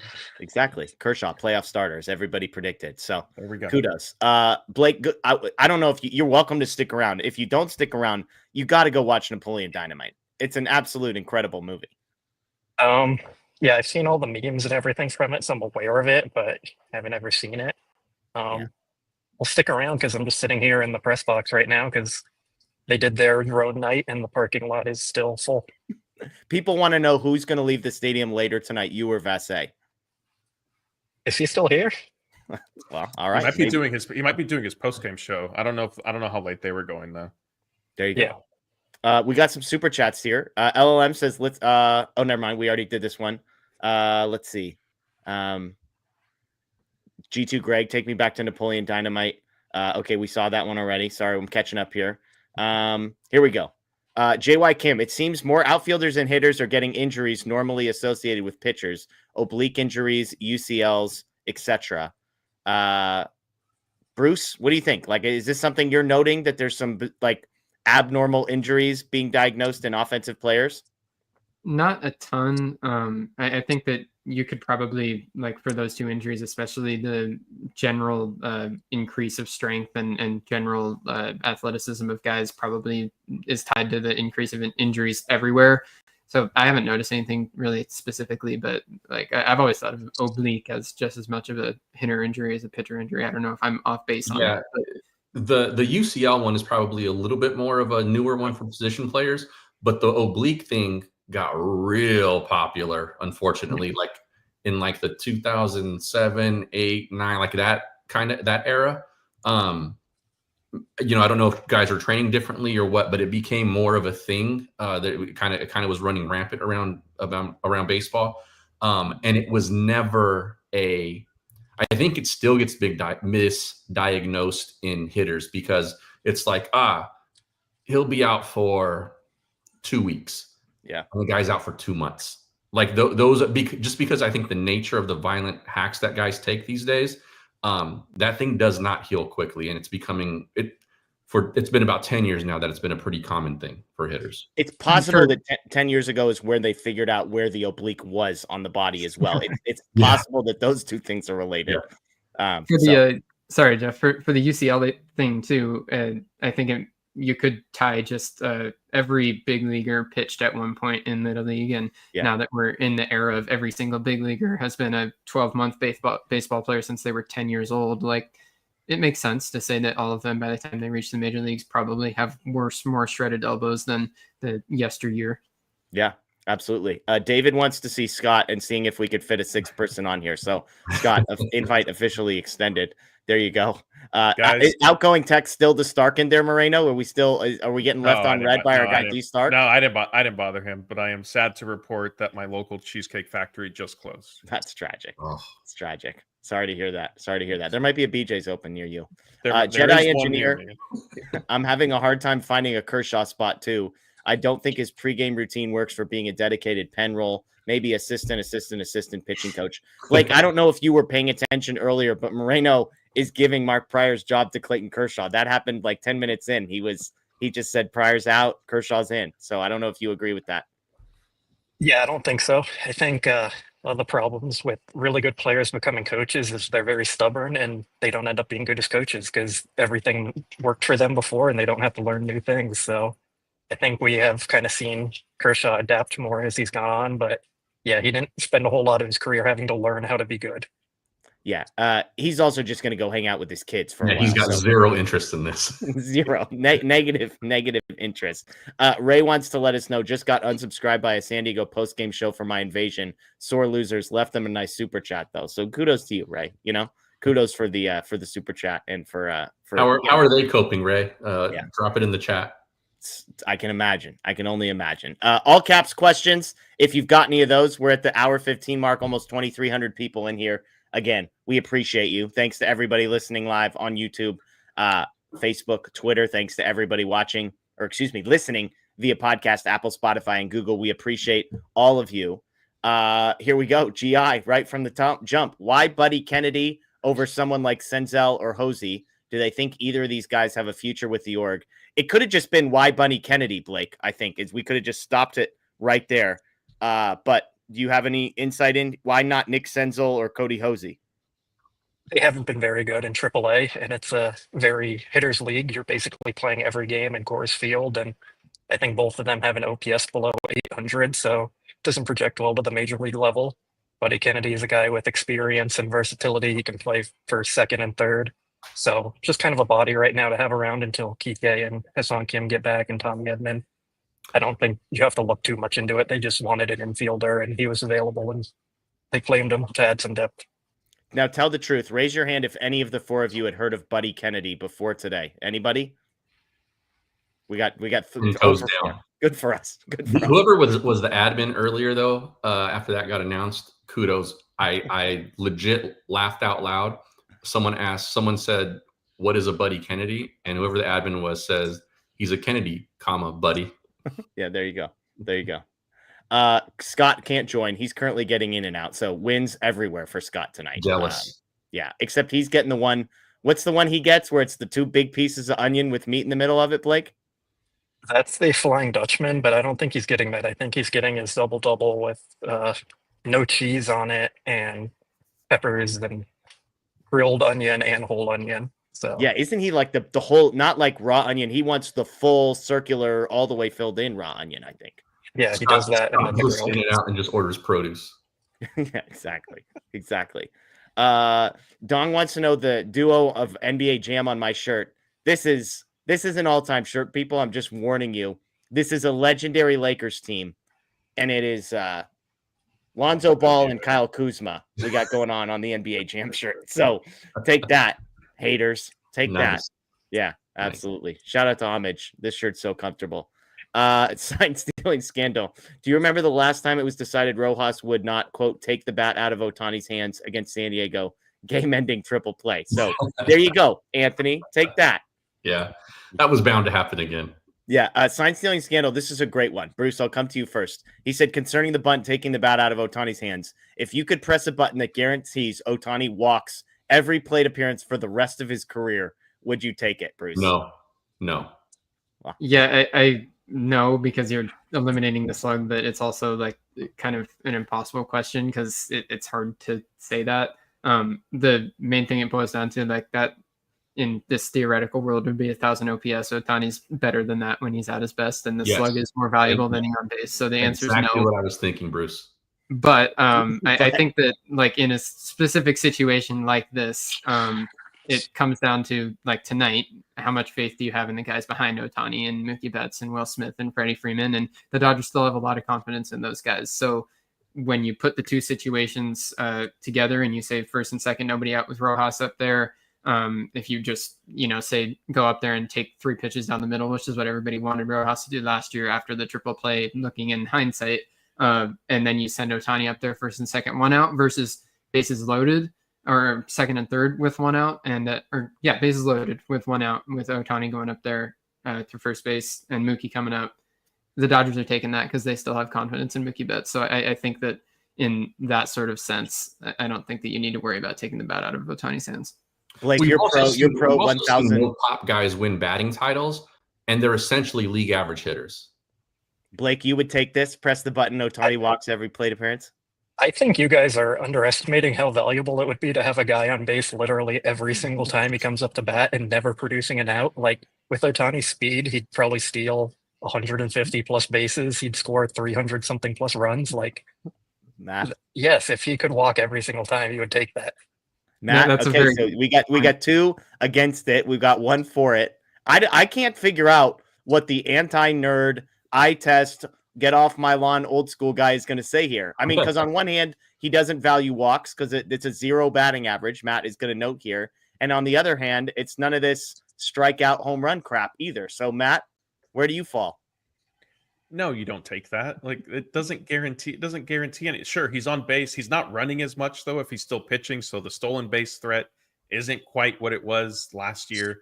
Then you are relying on the rest of your lineup to bring him in. Like, he's too good. Give him a chance to hit the home run himself. The only run that he'll ever drive in ever again is with the bases loaded, which isn't going to happen very much. So you're taking the best run driver in the lineup and making that a complete moot point for the rest of his career. So I like your point, Blake, and having a guy on base every single time is a crazy thing to even imagine. But I feel like Ohtani is maybe one of 3 guys in baseball that the answer is no.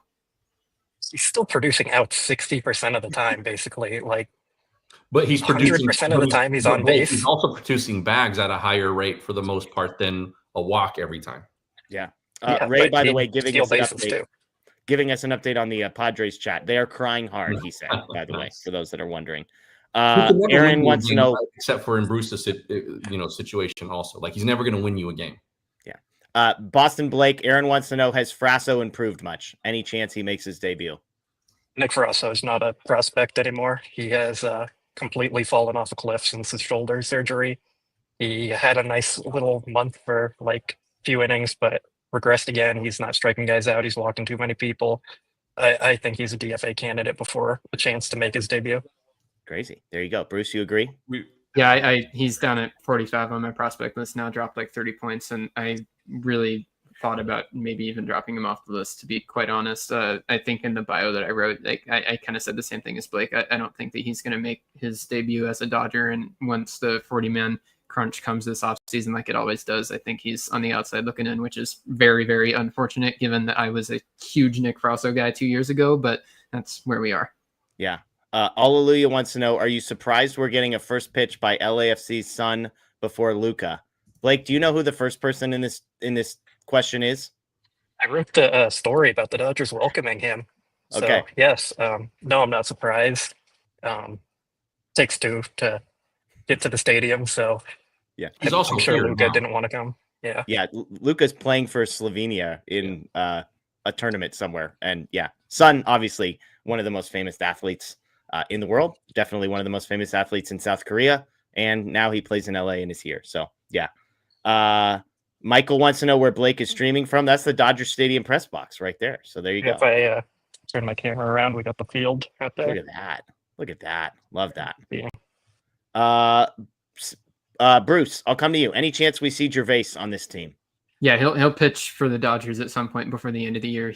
I think I like the acquisition because he's a guy that I feel very good about being able to bring up anytime they need a fresh arm. Like, he's better than a lot of this season. It's been like Noah Davis and guys that are not going to be on the roster next year. Gervais, he could have a future in the organization, and right now he has taken that place of like AAA bullpen fresh arm, and he'll be up at some point. You think he's a September guy, Bruce? Like, called up when rosters expand, you mean? Yeah. I don't know if they do that rigidly. I think that they just literally manage with him as the next guy up in AAA as soon as they need someone. And then if he looks really good, maybe you keep him up, because obviously there's been spots in the bullpen up for grabs. I have a question. Are we allowed to do questions? Nope, not you. No, Just chat only. Okay. We've broken all the rules tonight. So here we are. Has Bobby Miller earned a spot in the Oh, here we go. Yes. Should we mute Blake before we ask this question? This is I think Blake might be in on Bobby Miller. He's in on Bobby Miller. That's what I mean. I think he's worth a Blake. look. This is the streams crossing on me and Blake. Bobby Miller guys over here. Yeah, he's worth a look. But I think that they'd probably wait till September and see him keep building upon his success and stuff. Like, it's been 7 innings, something like that. So pretty small sample. Yeah, he's retired like 22 of 24 batters that he's faced over his last 6 or 7 appearances, something like that. So, Bruce, you buying any of it?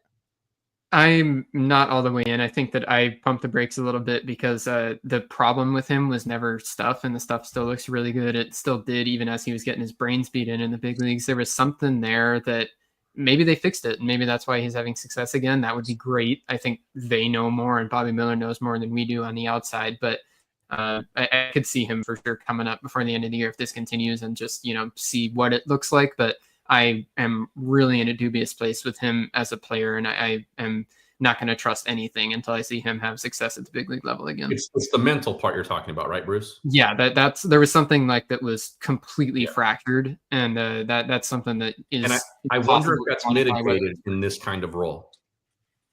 I would think that, just some sort of shift, right? Like he was so broken that a mindset change, getting to come in and try to put everything he has into each pitch. I don't know exactly, because I don't know exactly what was wrong. I don't even know if they did. To me, Bobby Miller was never a guy that had a lot of relief risk, because he was never strike throwing wasn't a huge issue. Once you reach the upper minors, the arsenal was wide enough to be a starter. So to me, throwing him in the bullpen was, first, it was sort of a concession of we don't know what to do and how to fix him, because Bobby Miller should be a starting pitcher. And it was kind of an admission of like, he's broken and we don't know what's wrong. So we're just going to do something to try and reset the mojo, change the mindset, and see if that fixes it. Yeah, absolutely. Blake Dong wants to know how late you're able to stay at the stadium. I think it's an hour and a half after interviews end. So right when they close clubhouse. That's a soft rule. Yeah. So you're saying it could be longer. I've definitely been there later. Yeah, I've been there. I've left like midnight, 12:15 sometimes after like a 7-10 game. There you go. Well, it's 11-12 now, so you got time, Blake. In the World Series, after that game 5, I was there till like 3 a.m. or something. Oh yeah, I'm sure. 300 on Bobby Miller says he's good until he blows a save, then he's a head case. That's probably true. One bad outing from him. Scott says Blake yapping again. SMH. I made some fire smash burgers that he loved. Confirm or deny, Blake? We gotta. They were good. I got up too much. I can't let him build up that ego. I can report Scott was the only one who didn't have cheese on his burger. So you all can make fun of that. I know. I became the I don't like cheese guy, which one isn't even true when we literally had a guy on staff at the time that did not like cheese. Like we had that guy was right there, and Moreno's over here just inventing a false narrative. It wasn't me. I was going based off of your words. You were saying how you don't put cheese on a bunch of different items, and so then you became the no cheese guy. It was your own doing, Jeff. That was not me. Yeah, I was right. Carolina, we got food questions here. Well, actually, here Robbie's got one. Matt, this is for you. Where are we at on Joe Kelly right now? At this point, with the way things have been, isn't he at least worth a shot? I mean, he'll sign a minor league deal before the end of August. That way he's in the organization in time to be eligible for the playoffs. You believe that? I kind of. Okay. Kind of. I like it. Blake, any stock in that? No, I think he'd be behind Bobby Miller. I think he'd be behind Paul Gervais. They have Tanner Scott, Kirby Yates, Michael Kopech coming back. I don't know. I just don't really see a spot for him. Okay. There you go. Carolina says Alan Bees or El Tapiak. I'm going to be honest, guys. I don't know what either of these two things are. Anybody? Blake, I'm assuming, doesn't know either. Moreno, anything? Bruce, Anthony? I've had El Tepeyac. I have not heard of or been to Alan B, so I can't adequately answer this question. Yeah, I'm the same. So by default, I have to go Tepeyac. Okay, I don't even know what kind of food are we talking here. Mexican food? Okay. Yeah. Well, I mean, I guess I don't know about Alan B's. I'm assuming that would also be Mexican. One of these places feels like a safe bet that we're talking Mexican. The other one does not sound like Mexican to me. David wants to know, since it's Friday, who had fried fish, a fish fry today? I did. I'm going to go out on a limb and guess we're 0 for 5 on fish fries today. Is that a fair assumption, boys? We are. It was a Friday night with the big Dodger game, so we just dialed in the pizza. Okay. We have a pizza question here in just a second, but I was on the East Coast, and I asked Bruce this question last night. Are lobster rolls? Are we in or out on lobster rolls? Bruce, buddy. You haven't had one, right, Bruce? Yeah, I like lobster, but not experienced in lobster rolls specifically. Anthony, are you a hot lobster roll or a cold lobster roll guy? I like hot. I think we've talked about this actually on the show before. I order mine from a place in Seattle. They do. That's right. The what is it? Gold Belly? Is that the delivery service? Yeah, so good. Okay, Moreno, are you a lobster roll guy? I am. I have to kind of be in the mood for one. Like I prefer like a burger to a lobster roll type thing, but and they do need to be warm. I won't do a cold one. Blake. You know my answer. Come on. I know. I want to assume the best for you, Blake, and so I just always want to leave the door slightly cracked that you're going to surprise me on these questions. That's all I'm asking. The one time you don't ask is when he'll get mad and he's like, "Hey, I like that." Exactly. That's what I'm saying. Cole wants to know breakfast for dinner? ? Absolutely. 10 out of 10. Breakfast for any meal, no question. And then pizza for breakfast. This is going to be a take that I think I've already said this. I'm pretty sure Moreno already made fun of me. Breakfast pizza is a thing. There's a Mod Pizza, like if you've ever been to Mod Pizza or Pyology or one of these, like make your own. There's one in the Portland airport, and it's the only place that does this because the Portland airport is open so early, where they will put egg on your pizza. So they literally have like raw egg, like scrambled eggs mix. Basically, you make your pizza, they pour the scrambled egg mix on top, and then as it bakes the pizza, it cooks the egg on top, and it's freaking incredible. So pizza for breakfast. Just go breakfast pizza. That's the answer. Eggs, cheese, bacon, the bread. I mean, literally, it's like a breakfast burrito in pizza form. Moreno, you're not buying it. No, that's disgusting. And I think I said the same thing to you last when you first put it on my plate. No. It's just a laid out breakfast burrito, it sounds like. That's what I'm saying. But it's like in pizza form. So you can imagine the joy of eating pizza and breakfast burrito flavors. I take more joy eating burritos, though. Yes. Yeah. Well, there's not always burritos available. Okay. It's like it sounds good to me. Right next door. Thank and you. The other thing with pizza for breakfast is I'm perfectly happy eating leftover pizza for breakfast. I don't have any problem with that. If I've got pizza in the fridge and I wake up in the morning and I don't feel like cooking something or having cereal again or whatever, pizza, I'm good, cold or hot, whatever I'm feeling that day. Pizza for breakfast, I'm cool with. But how early are you guys doing something like that? There's no time limit for me. If I'm waking up early to go to a club baseball game and the thing in the fridge is pizza from last night, cool. I won't heat it up. I think warmed up pizza for breakfast sounds weird to me. Cold pizza, I'm like, for some reason, that makes perfect sense.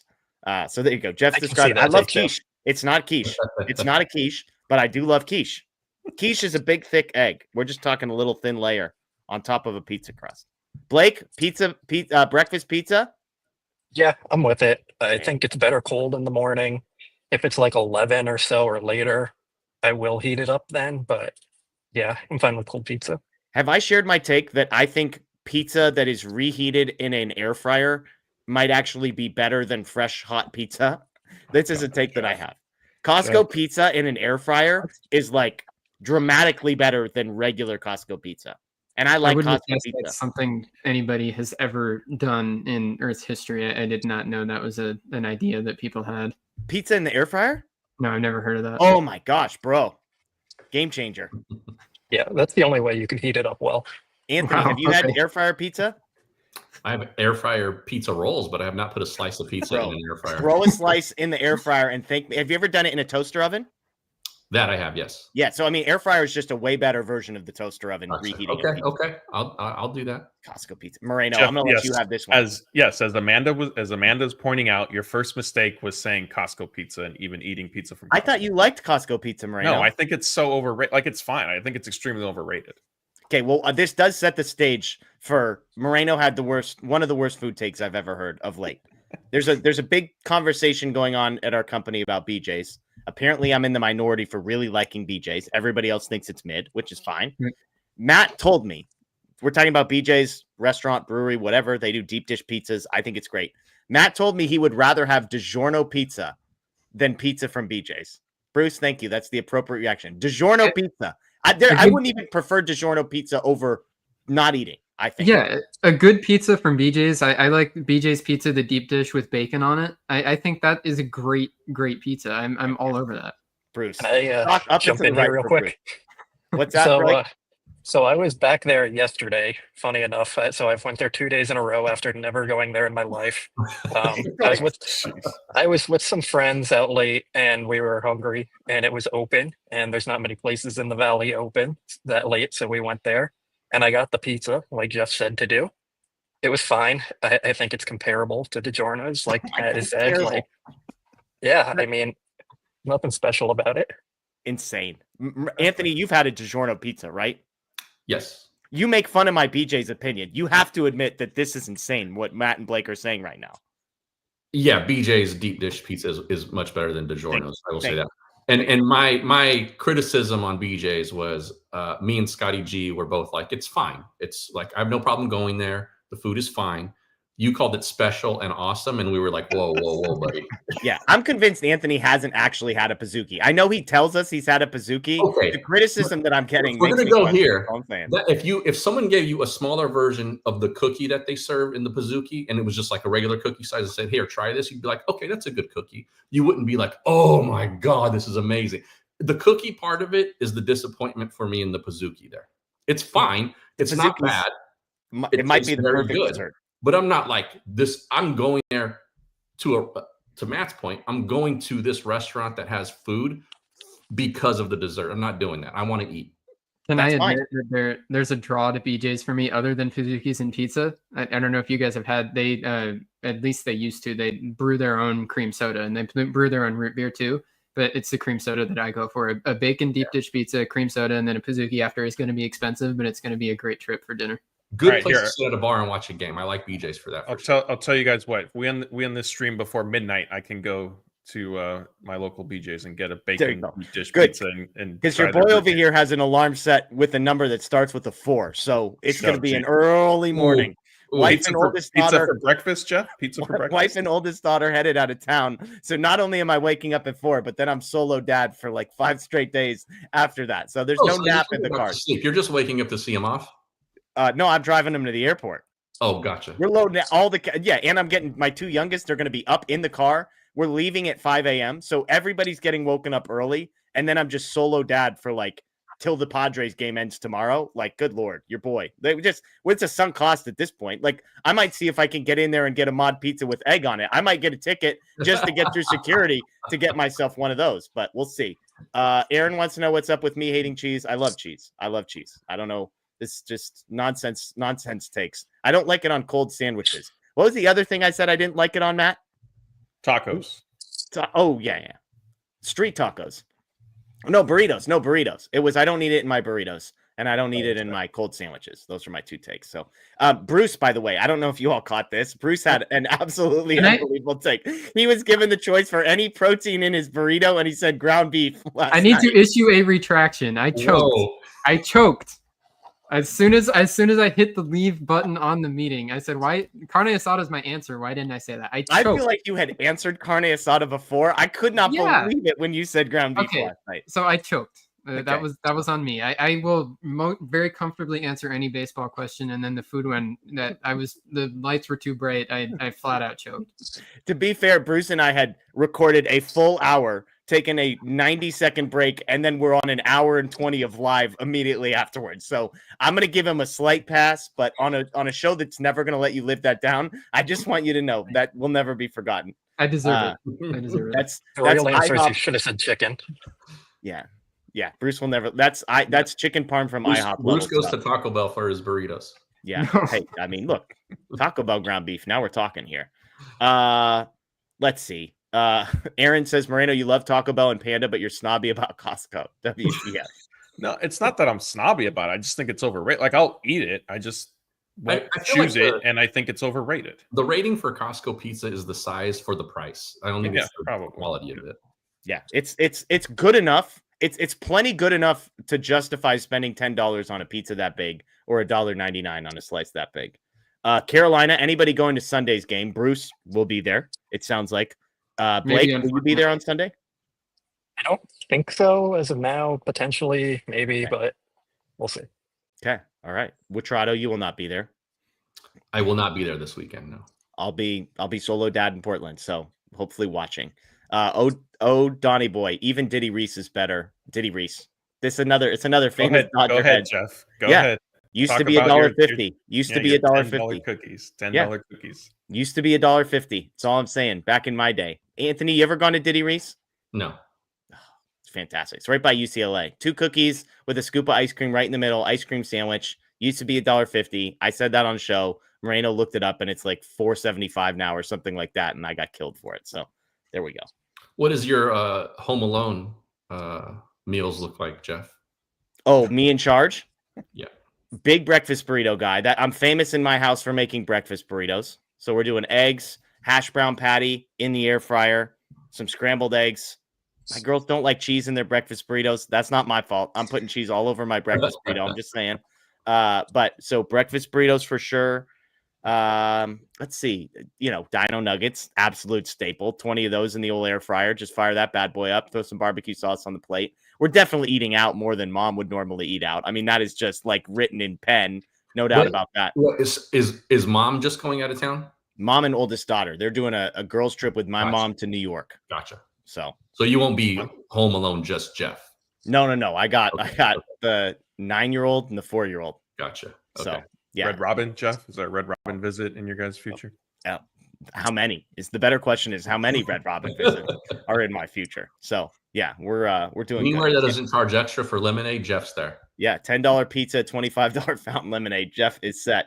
I have. Okay, we'll end on this. We're at the hour 40 mark. I'm so surprised. I haven't been following the chat, but nobody's been complaining too badly about the food questions. So I just need to know. So I go to a Hawaiian place the other night. I love Hawaiian food. You guys like Hawaiian food?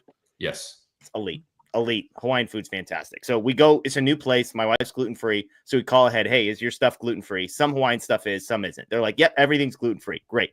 Shoyu chicken is like our go-to, which is like kind of a sweet ginger shredded chicken most places you go. So we go to this place. They have shoyu chicken. Great. We order the shoyu chicken. First thing we notice, it's not shredded. It's like full thigh pieces in this sauce. And I'm like, all right. And I asked, I said, hey, shoyu chicken. And they're like, yeah, we don't shred it. I'm like, okay, sure. I taste the shoyu chicken, and it like, this is not even remotely close to shoyu chicken. It tastes like gravy. It does not taste like shoyu sauce at all. And my wife is looking at me and she's like, you're not saying anything. Like, this is a order at the counter. They bring you your food and teriyaki chicken here, teriyaki beef for the kids. My wife's like, you're not saying anything. I'm like, really not saying anything? Like, this is for sure. They messed up. Like, I think this is a mess up. They had a shoyu sauce thing on like the condiment bar. I'm trying the shoyu sauce. I'm like, this sauce ain't this sauce. And my wife's like, no, we're packing it up. I'm going to eat 4 bites and we're taking this home. And that's just going to be that. So my question for the crew is, if you're not positive that they screwed up your order, but you're fairly confident that they screwed up your order, are you saying anything about it? Matt, I'll start with you. I think it depends on what like the potential mistake is and where I'm at. And honestly, and what kind of mood I'm in. If I'm like really hungry and I feel like they might have messed up my food, like I'm probably kind of angry. If, you know, it was kind of in passing, then I might let it slide. Okay. Blake? I feel like I've never been in that situation where I'm not confident that they have or haven't messed up my order. So it's very hard to answer that. Well, and I had already gone up once to ask about the, like, hey, it's not shredded. And they're like, yeah, we don't do it that way. So I had already gone up once with a false assumption and was wrong about that. Anthony, I feel like that threw me off. That it was the right order. It just sucked. Yeah, exactly. But I'm like, I can't believe they screwed it up this bad. Bruce, are you saying anything? So my completely honest answer is, even if I'm fully sure that they screwed it up, I'm probably not going to say anything. So the answer is no. Yeah, you seem like a nice guy. Yeah, Bruce the student.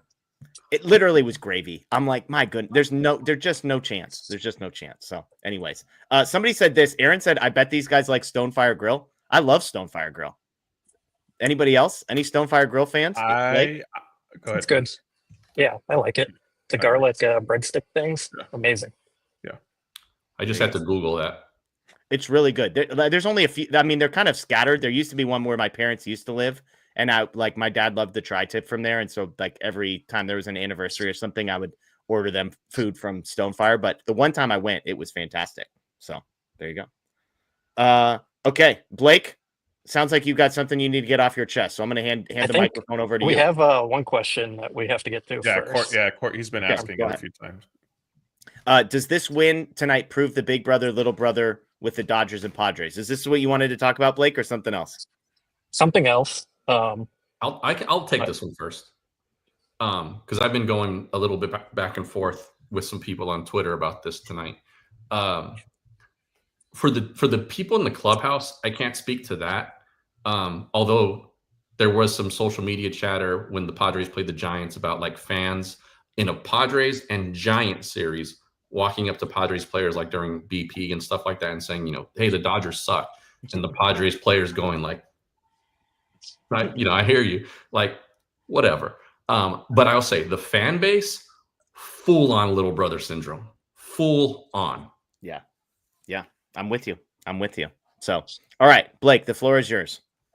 So apparently these things have become very popular thanks to TikTok, and they sell out immediately. Like before the Dodgers even open the gates to fans, like all the employees are buying them. And I feel like that's kind of ridiculous. Like, you shouldn't let all the employees buy them all before fans can even go in when they're very popular. I see a bunch of people wanting them on Twitter and everything. It's a Dodger Dog keychain. So, Foco. My friend friend of the program. My friend asked me to get one for him, so that's why I have one. I would not have bought this myself. But yeah, it's a Dodger Labubu, basically. But yeah, so if you're trying to get one of those, good luck. They are sold out immediately before the gates are even open. So yeah, I feel like that's kind of messed up, and they should do something better about that and produce more of them. Well, how did you get one? Yeah, I was just gonna say. I get in before the gates open to fans. Immediately. Like, can you believe it? The fans should be able to buy these things. It's for a fan, so I just you could say Scott's name. It's fine. It's like, I mean, he's probably not here anymore. It's actually a different friend of the show who hasn't been on, but is in the comments a lot. Okay, I love it. How much do those things go for? $22 each. Oh my gosh, it's crazy. Yeah. Shout out to our friends at FOCO. What are not my money, but what are they selling for? I haven't looked, but that might be a good idea. My friend might not be getting them. Tell your friend, hey, I could get $100 for this, so meet me somewhere in the middle. Yeah. Right. But yeah, I mean, they should have more of them or something. And I know they announced it on social media that they were coming back today, so everyone was very excited about it. But it's not a regular item.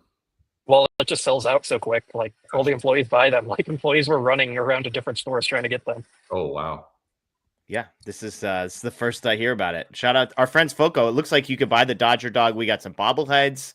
We got a patch. We got an LED. I don't think they have it. Yeah, they don't have. FOCO doesn't have one. I'm saying it's the same. Oh, not made by but, made by them. Yeah.